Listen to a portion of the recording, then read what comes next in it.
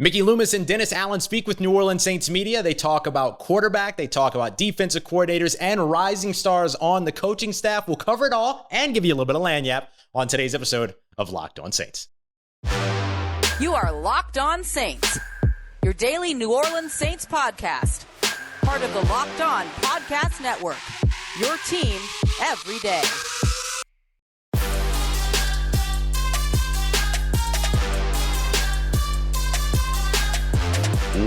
What is good, Who Dat Nation and Who Dat family? Welcome into another episode of Locked On Saints, your daily podcast covering the New Orleans Saints, part of the Locked On Podcast Network, your team every day. Thanks so much for making Locked On Saints your first listen of the day every day. And don't forget that we're free and available on all platforms, including on YouTube as well. I'm your host, Ross Jackson, at Ross Jackson Nola on Twitter. USA Today's Saints Wire, Locked On NFL, and here with you every single Monday through Friday on Locked On Saints. I wanted to do a second episode on this Friday to wrap up your week as the NFL Combine continues along. If you missed the first episode today, make sure you check it out. We talked about wide receivers, we talked about Combine, offensive linemen to watch this evening, so on and so forth. But for this episode, I wanted to highlight some of the big notes to take away from Mickey Loomis and Dennis Allen, who met with media. And one of the big conversations that they had was around the quarterback position and the desire to reunite with Jameis Winston. Well, kind of. That's the big piece. So one of the big conferences that took place was Mickey Loomis meeting with New Orleans Saints media. As you might remember, Dennis Allen was not able to do the Combine availability, so he also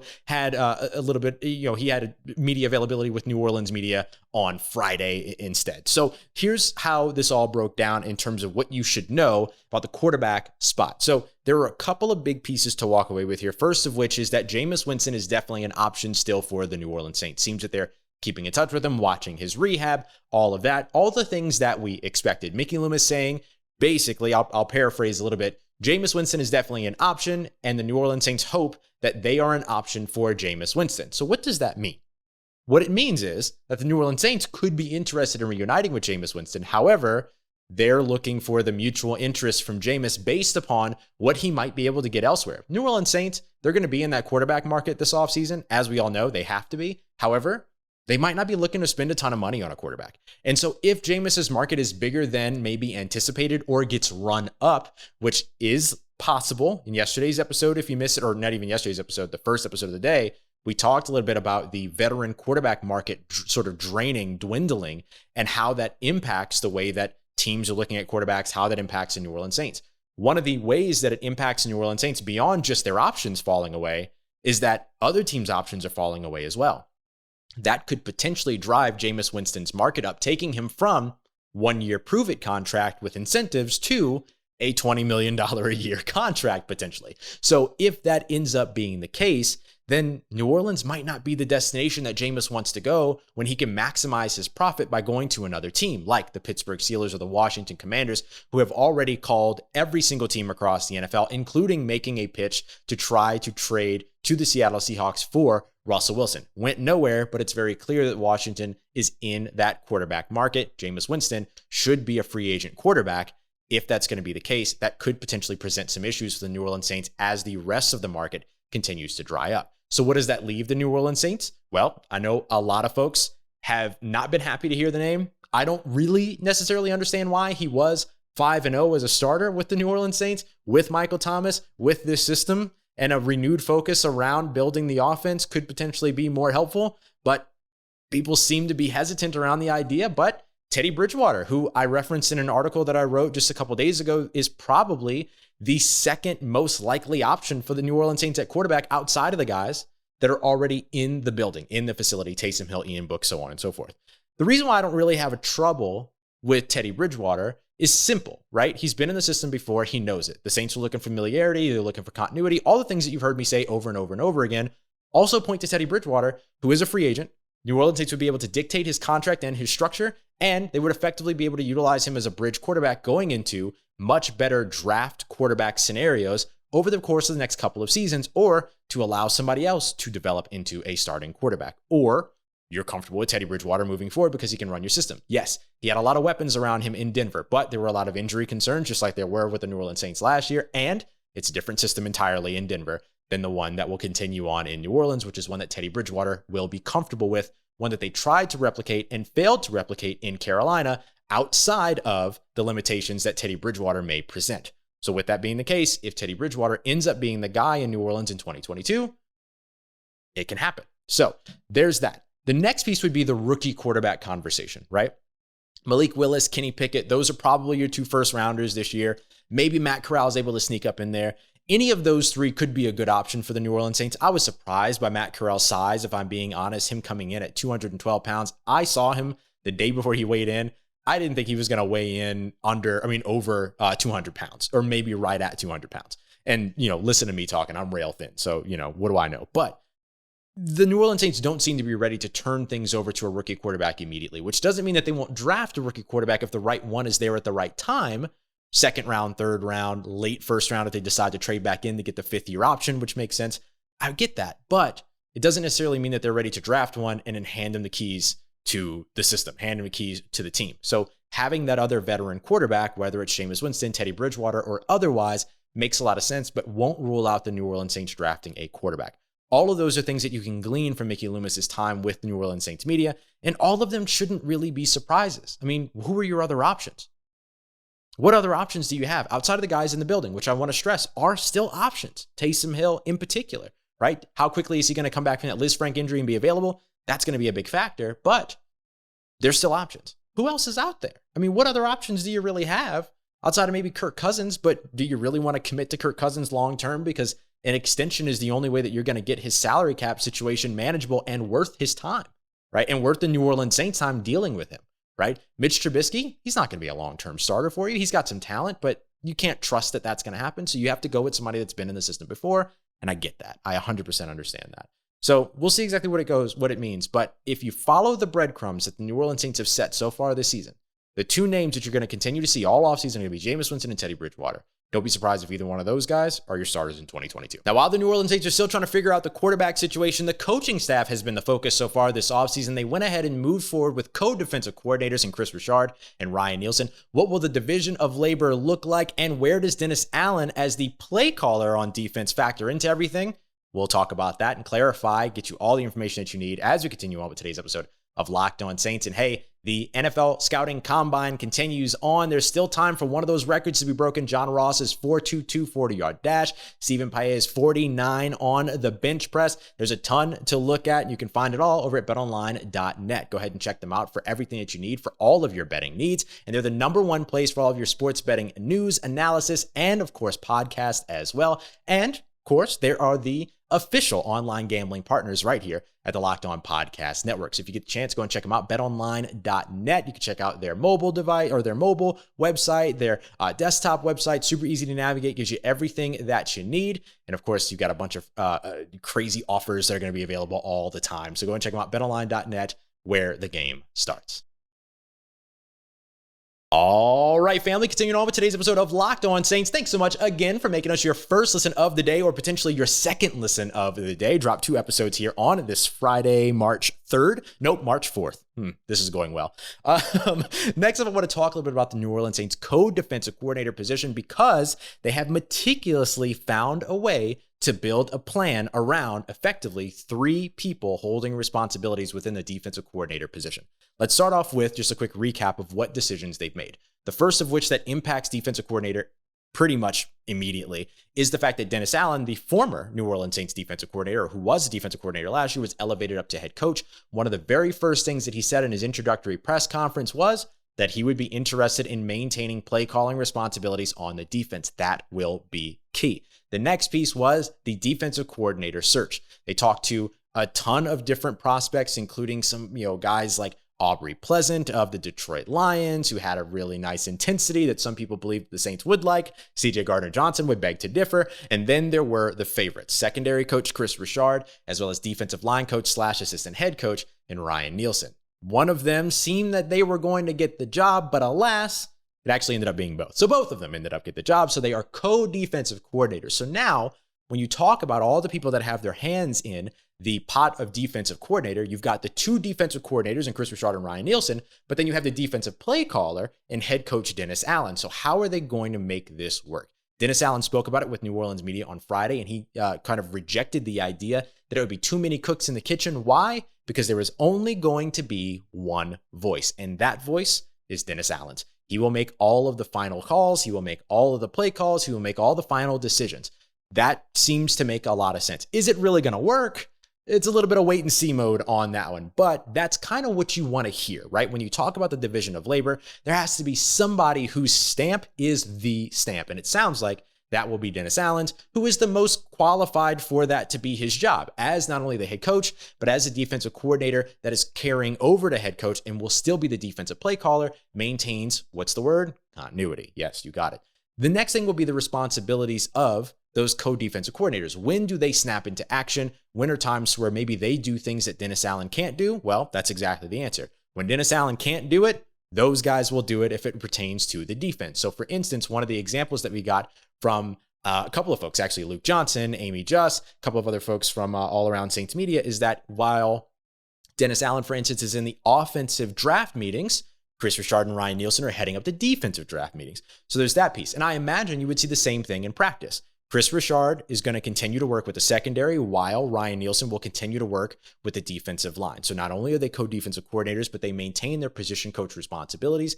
The only thing that shifted away from them was the assistant head coach tag that Ryan Nielsen once carried, which is now belongs to Darren Rizzi, who of course is your special teams coordinator and one of the big voices in the draft process as well on both sides of the ball as he's looking at special teams talent, particularly in day 3. So when it comes to practice meetings, when it comes to installs, things like that, you're going to see those co-defensive coordinators be present when and without Dennis Allen's presence as well. But specifically when Dennis Allen is not present, they will head up those types of situations. The last piece will be play calling, right? I assume that there will be some input from these guys, right? Kris Richard, Ryan Nielsen, in terms of game planning and getting ready for the opposing team's upcoming passing attack or the opposing team's upcoming run game, right? All of those things absolutely make sense. However, the play calling on game day all comes down to Dennis Allen. He will be the one that is the buck at which, he will be the place where the buck stops. Sorry, that is an old phrase, and I haven't used it in quite some time. So that's exactly what you want to hear is the accountability coming from the head coach, right? This decision was not made by Mickey Loomis. This decision was not made by Gail Benson. It was not made over the head of Dennis Allen in order to preserve Ryan Nielsen and Kris Richard. You can replace coaching staff if you need to replace coaching staff. This was Dennis Allen's choice. This was Dennis Allen's doing, right? This is what Dennis Allen wanted, and this was sort of the rhythm that he was comfortable working in. That is also good news, as opposed to it being something that may be a decision that was made in more of an uncomfortable circumstance or anything like that. It doesn't seem that that is the case. Again, good news. Mickey Loomis saying that he believes that the coaching staff should be the choice of the head coach. That's exactly what this was. And when it comes to the rest of the coaching staff, there were some other big decisions made over the course of this offseason, not just about the co-defensive coordinator spot, the offensive coordinator spot, but a couple of maybe lesser known coaching positions that the New Orleans Saints feel like they absolutely stole in terms of their hires. That would be the director of sports science, as well as the wide receiver coach in Cody Burns. Let's talk about how those positions impact the New Orleans Saints going into 2022 and why the New Orleans Saints feel like they absolutely got steals at those coaching positions. We'll continue on and wrap up today's episode with that piece coming up for you in just a moment. But before we get to that, I want to tell you about our friends over at Built Bar, the best tasting protein bar on the market, the protein bar that tastes like a candy bar. Have you tried the Built Bar Puffs yet? The marshmallow protein-infused marshmallow protein bars? Yeah, it sounds wild, and it's because it is, and it's massively impressive. They have found a way to put protein in marshmallows and make these bars taste good while covering them in 100% chocolate, and nobody does cinnamon-themed protein bars better. Cinnamon's one of my favorite flavors in the entire world, better than Built Bar, right? The churro coconut puff or the churro puff is incredible. Go and check it out, as well as all of your standard flavors that you know and love, like mint brownie, coconut almond, peanut butter brownie, all of that over at built.com. And don't forget to use that promo code LOCKED15 so you can get 15% off of your first order or your next order. Doesn't matter how many times you've been there, they're going to give you 15% off over at built.com. That's 15% off with the promo code LOCKED15, use the numerals over at built.com. Let's get it, Who Dat Nation. Wrapping up today's episode of Locked On Saints with a quick look at the New Orleans Saints coaching staff, the newest hires, and why the New Orleans Saints believe that they got absolute steals at two positions in particular. First of which is Matt Rhea, who was hired from Alabama, who was the original, who was the Alabama's director of sports science. He is now coming to New Orleans, not with the title of strength and conditioning coach, but maintaining the same title they had at Alabama, director of sports science. So he is going to have a hand in making sure that he is impacting everything from strength and conditioning to game preparation to injury management to recovery, all of these things. And just as another reminder for you, when they bought into his practices at Alabama, soft tissue injuries went down by half. He halved the soft tissue injuries. And just as a reminder, soft tissue injuries, anything muscular, back spasms, back issues, which the New Orleans Saints fell victim to throughout this season, hamstring injuries, which have hampered guys like Michael Thomas as well as Marshawn Lattimore in his time, so on and so forth. So those types of injuries are things the New Orleans Saints unfortunately know intimately and certainly would love to see eliminated or at least halved with the presence of Matt Rhea. So he's going to be a part of that. And he's somebody that the New Orleans Saints feel was an absolute steal. Dennis Allen calling his hire a coup for the New Orleans Saints. So they feel like they're on the forefront of something here with this hire in terms of the impact that he had at the collegiate level. But now with NFL facilities and NFL resources, what he might be able to achieve with the New Orleans Saints could potentially step them up to another level in terms of their consistent drive to innovate game preparation, practice, and their solutions there. So Matt Rhea, one of the guys that they are very, very excited to see in New Orleans. Another big hire that they were very excited about was wide receiver coach Cody Burns. Now we're going to talk about Cody Burns more next week for sure, because and I wanted to do that this week, but unfortunately, well, not unfortunately, but look, we have the combine. Combine's fun. I love draft season. One of the things that I want to look at with Cody Burns is the mold of guys like Cedric Williams and Darius Slayton and Velus Jones Jr., who probably moved himself into day 2 last night, by the way. You can look at his time with Anthony Schwartz as well as some of these other Auburn wide receivers.